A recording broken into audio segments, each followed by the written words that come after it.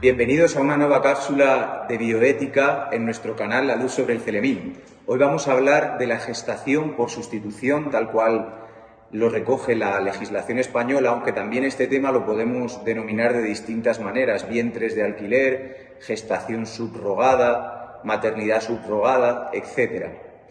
Este tema es un tema que está totalmente de actualidad. Si vemos en las redes sociales, ahora mismo es un tema muy candente en Europa porque es una práctica que está yendo al alza. Y podemos ver que a nivel mediático se habla de este tema sin una profundización bioética, sin ver realmente cuáles son las implicaciones bioéticas tanto para la parte de los padres que firman este contrato para beneficiarse de este producto, como también del niño naciente y de la madre gestante, así como de los progenitores biológicos, que son los que donan los gametos. Pues bien, una vez dicho esto, yo quería iniciar haciendo una serie de preguntas, porque es necesario que nos cuestionemos y veamos la base antropológica, filosófica, que cimenta o no esta práctica. Yo quería preguntaros a vosotros, espectadores, seguidores de este canal, si pensáis que la paternidad y la maternidad es un derecho.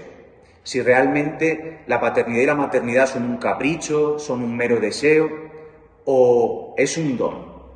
Porque desde el libro del Génesis Dios revela que la vida es un don y Dios da la capacidad al hombre y a la mujer de ser co-creadores e intervenir en la capacidad de donar la vida. Por eso esto es necesario tomarlo en cuenta. Asimismo, querría preguntar, ¿es posible mercantilizar o comerciar con la vida humana?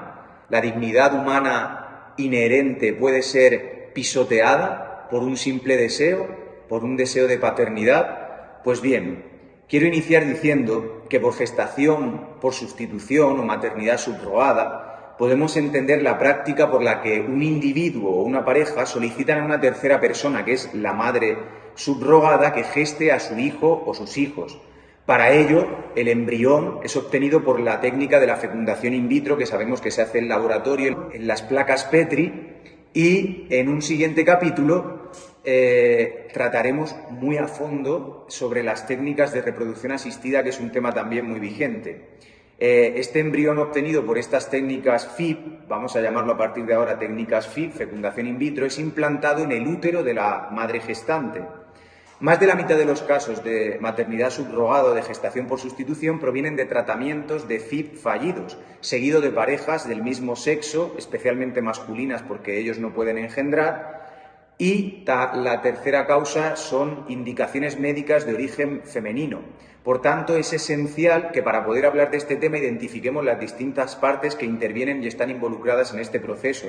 Por eso podemos hablar, en primer lugar, de la persona o personas que solicitan la gestación por sustitución para asumir después la paternidad o maternidad del hijo habido. A esto se les llama padres comitentes.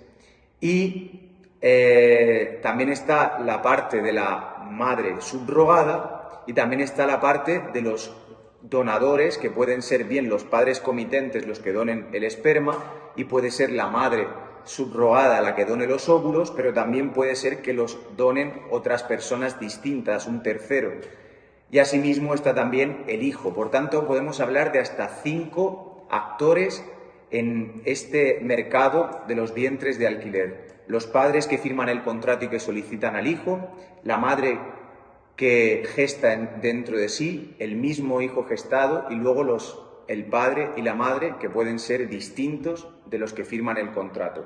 Pues bien, vamos a hablar principalmente de dos cosas, dos aspectos: los aspectos médicos que implican esta práctica y los aspectos antropológicos y éticos. En primer lugar, hay que decir que en cuanto a aspectos médicos, asociados sobre todo a la persona gestante y al hijo, que son los que se ven tocados en su salud, por decirlo de alguna manera, son los que sufren una intervención. Hay que hacer una distinción porque hay dos tipos de maternidad subrogada. La mujer puede vivir una subrogación tradicional en la cual el gameto femenino, los ovocitos, los óvulos son donados por parte de la misma madre que gesta al hijo, o también puede ser una subrogación gestacional en la que la madre solo presta el vientre, el útero para gestar, pero los óvulos son obtenidos de otra madre.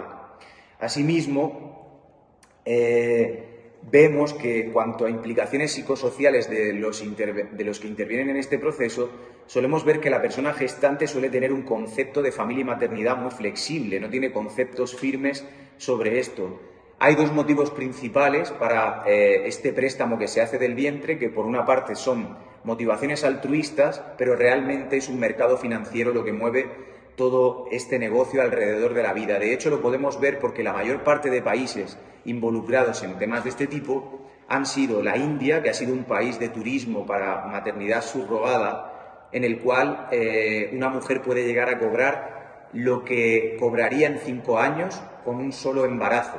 Por tanto, vemos aquí ya el negocio, la mercantilización y la pérdida de la dignidad, la cosificación de la mujer. Por eso aquí hay un consenso tanto de feministas como de gente de derechas, independientemente de la ideología, en el ver que la mujer, en este caso, está siendo utilizada como un objeto. México es uno de los países, especialmente los estados de Tabasco y de Sinaloa, que tienen una legislación más permisiva en este tipo y se está convirtiendo en uno de los países pioneros en los vientres de alquiler. Vemos muchas parejas homosexuales de Estados Unidos, de Canadá, de Europa, que vienen a México a beneficiarse de estas legislaciones laxas que vulneran el derecho de la mujer, que no defienden lo más sagrado de la mujer, su matriz, su útero, su capacidad de engendrar y de dar la vida. También vemos que algunas implicaciones psicosociales son la estigmatización familiar y social, el miedo a perder el contacto con las personas comitentes, ¿no?, con estos padres que firman el contrato e incluso con el hijo que la madre ha gestado. También hay muchos problemas relacionados con la entrega del hijo, porque aunque lo queramos negar, es un aspecto que a mí me parece crucial para defender el por qué no es lícito los vientres de alquiler y la maternidad subrogada, y es el vínculo de apego filial madre-hijo, porque aunque la madre ni siquiera sea la donante de óvulos, en este intercambio bioquímico, molecular, en todo este diálogo que se establece en los meses de gestación entre la madre y el hijo, se crea un vínculo de apego fortísimo que cuando el hijo nace a la madre le cuesta muchísimo poder cortarlo. Además, también existe la posibilidad de embarazos múltiples para las gestantes que provocan luego una depresión y un estrés en su vida. De la misma manera, hay implicaciones psicosociales para los hijos. Se descubre que en niños de 7 y 10 años que han sido producto de ser vientres de alquiler, existe mayor problema de adaptación tanto en su vida social como en la educación, etc. No hay estudios determinantes ni se ha querido invertir en esto porque, claro, provocaría un cierre de este negocio en niños a partir de 10 años. No se han visto, no se ha dado como una continuidad o un seguimiento a cuáles son las consecuencias de los niños que nacen a través de este contrato de la maternidad subrogada. En cuanto a los padres comitentes, se reducen aspectos psicológicos, emocionales y sociales las implicaciones que pueda tener, porque ellos no se ven involucrados en su salud ni en su físico, simplemente a nivel económico en este contrato. Las implicaciones psicosociales, podemos decir que más de la mitad de las personas que recurren a la gestación subrogada provienen de tratamientos de técnicas de reproducción asistida que no han tenido éxito. Además de eso, después le siguen parejas del mismo sexo y dificultades de médicas maternas como pueden ser la iatrogenia, el cáncer, haber nacido sin útero, etc. Estas son las causas más frecuentes de recurrir a este tipo de paternidad o maternidad. Además, la gestación por sustitución muchas veces es preferida a la adopción por tener un enlace genético con el hijo y seguir un proceso de desarrollo desde el inicio de su gestación. Esto es un aspecto totalmente hedonista, egoísta, en el que se cosifica la dignidad del hijo por un propio capricho personal. A mí me ha tocado escuchar progenitores, por ejemplo, de tipo homosexual, que dicen que les parece egoísta que la sociedad no permita que ellos puedan ser padres a toda costa. Sin embargo, hemos escuchado testimonios como, por ejemplo, los de los modistos españoles Vittorio y Luquino, que siendo homosexuales ellos reconocen que nunca adoptarían un hijo o acudirían a una de estas técnicas porque un hijo tiene derecho a un padre y una madre, a crecer en un equilibrio, a tener este equilibrio afectivo en su vida y poder crecer en esta sanidad psicológica y en este equilibrio. Pues bien, Además, otro aspecto que se ve vulnerado en el tema de los vientres de alquiler es la autonomía de la persona gestante, porque los dos requisitos para que haya una real autonomía en la decisión de prestarse a estas técnicas son las condiciones de autenticidad y las condiciones de competencia. Es decir, la decisión debe ser informada, voluntaria y de libre coerción, y para ello la persona gestante debiera cumplir unas capacidades plenas para satisfacer estas condiciones de autenticidad. Sin embargo, muchas veces la literatura es insuficiente sobre los riesgos de salud asociados a estas técnicas de fecundación in vitro y de gestación subrogada. Por ejemplo, han habido casos en una clínica de la India en la que los padres se negaban a entregar al hijo porque al conocer a los padres comitentes, a los padres que han firmado el contrato, eran de una cultura totalmente distinta y ellos no aceptaban entregar el hijo a estos padres. Y como decíamos, pues muchas veces lo que ha movido esta decisión es un interés económico, pero este vínculo de apego que se ha producido entre la madre y el hijo provocan luego este tipo de situaciones en las que se rompe el contrato. Además, muchas veces estos contratos, por ser transnacionales, van escritos en inglés y muchas veces la gente, como por ejemplo las madres indias, no conocen bien el idioma y no se enteran bien de toda la implicación que conlleva este contrato de maternidad subrogada. Por tanto, la autonomía de la gestante se ve amenazada durante todo el embarazo, porque pueden darse embriones múltiples, se puede producir una reducción fetal. Muchas veces en el contrato vienen cláusulas en las que si el feto viene con alguna malformación o se tiene que someter a cesárea, se puede llegar incluso a tener que abortar. Por tanto, vemos como aquí la vida humana y la vida del hijo quedan totalmente en un aspecto secundario. Además, las mujeres tienen que someterse a un estilo de vida que los padres marcan en el contrato, controlado por la clínica, deben someterse a restricciones relativas a la comida, al tiempo libre, a la vida sexual y controles médicos muy fuertes. Además, vemos que se cosifica a la persona porque la selección de la persona gestante tiene unos criterios totalmente discriminatorios e invasivos, ¿no? Hay entrevistas para ver la idoneidad física y psíquica de la gestante y no respetan la dignidad de la persona. Asimismo, hay una despersonalización y una cosificación de esta persona gestante.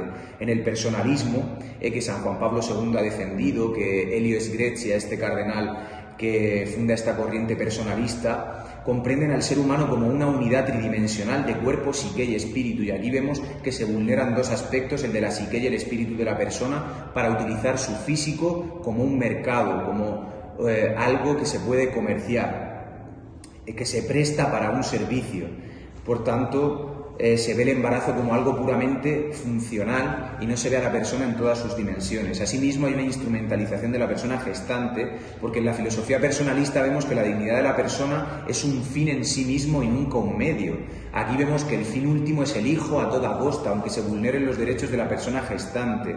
Por eso, la persona gestante, en este contrato de la maternidad subrogada, aparece como un elemento fundamental más para el éxito de este proceso. Además, hay una mercantilización. El personalismo siempre defiende que hay una dignidad y que no se puede ser objeto de comercio. Por tanto, la despersonalización, la instrumentalización y la mercantilización son tres de los elementos que caracterizan los vientres de alquiler y la maternidad subrogada. Además, hay una explotación física de la persona. Y para finalizar todas estas cuestiones hablaremos de también las implicaciones que hay a nivel antropológico y ético asociadas al hijo, porque también sufre una cosificación, una instrumentalización, una mercantilización, además de la explotación e inseguridad jurídica del hijo, porque también padece el anonimato de sus orígenes biológicos. Esta cuestión del anonimato es importante, ¿no? Porque en la gestación por subrogación tradicional, la persona donante de óvulos es también la persona gestante, pero hay otros casos en los que no. Entonces, seguramente ese hijo nunca sepa de dónde proviene el óvulo o de dónde proviene el esperma. Al final conoce a los padres que lo han adoptado a través de un contrato, pero nunca sabrá sus orígenes. Y esto sabemos que crea una tara mental en el joven, en el niño, que cuando crece se mete en un estado de ansiedad. Esto lo hemos visto en las técnicas de reproducción asistida. El no conocer tus orígenes, tu identidad, te genera una vulneración de tu propia personalidad, de tu propia intimidad, de tu derecho a saber quién eres. Por eso es terrible que en este proceso de los vientres de alquiler puedan llegar a estar implicados hasta 5 padres. Por eso el hijo se enfrenta al anonimato de los padres biológicos donantes e incluso de su madre uterina. Además, hay una inseguridad jurídica para el hijo, ya que hay muchos estados, la mayoría de ellos, que no reconocen la gestación por sustitución, no la reconocen, no está regulada o no es legal. Por eso el hijo queda en un limbo legal que lo priva de una identidad, de unos padres e incluso de una nacionalidad. Por esto podemos concluir que nunca estaremos de acuerdo con los vientres de alquiler, con la maternidad subrogada, con esta gestación por sustitución, porque hay numerosos riesgos de salud. Por ejemplo, la mujer, como veremos en la próxima cápsula en la que hablaremos de las técnicas de reproducción asistida, podemos ver que cuando una mujer se somete a una hiperestimulación ovárica, se produce un tratamiento hormonal que estimula la maduración múltiple y sincrónica de varios folículos para que se libere más de un óvulo maduro en un solo ciclo, algo que es una violencia, es un terrorismo para el organismo de la mujer y que puede llevar a hemorragias, incluso a la esterilización.